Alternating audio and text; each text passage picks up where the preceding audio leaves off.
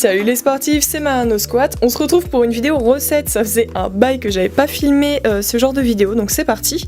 Là, je vais vous montrer une idée de collation que je fais super souvent en ce moment. C'est facile, rapide à faire et c'est super bon. Et en plus, c'est protéiné parce que je sais que souvent c'est galère d'avoir assez de protéines dans la journée.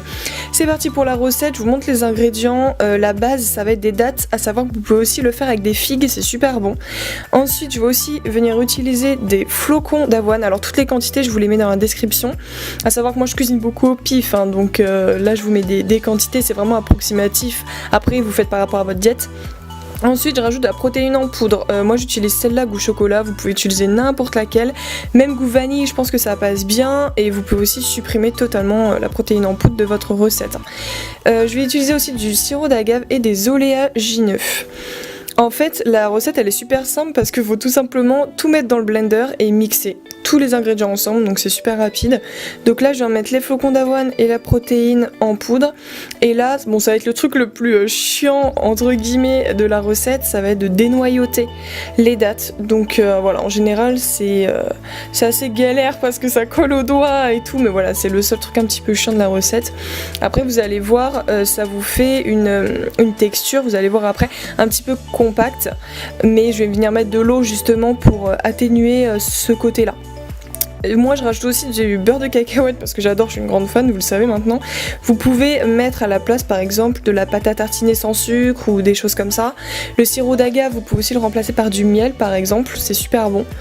Et voilà, donc là je viens mettre un peu d'eau, ce que je vous disais tout à l'heure, pour délayer un peu ça parce que sinon ça va faire hyper compact. Et en général, il faut faire attention de ne pas trop en mettre, sinon vous pouvez vraiment foirer votre recette. Si vous en mettez trop, ça va faire trop liquide et après vous ne pourrez pas former vos petites boules.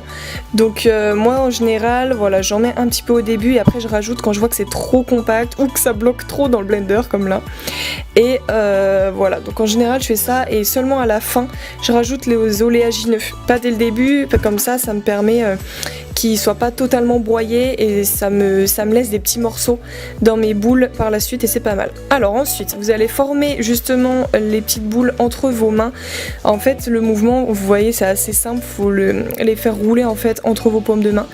Une petite astuce pour pas trop que ça colle, parce qu'en général c'est galère, au bout d'un moment il faut bien vous humidifier les mains, donc moi je les passe souvent sous l'eau. Et ça évite que la pâte reste collée à vos mains parce qu'après c'est un petit peu galère. Donc voilà, pensez à bien humidifier et après ça passe et c'est pas du tout compliqué. Bon par contre on s'en fout partout, hein. Vous pouvez aussi le faire à l'aide de 2 cuillères. Je sais pas si vous voyez pour éviter de toucher avec vos mains, mais franchement là c'est le plus pratique.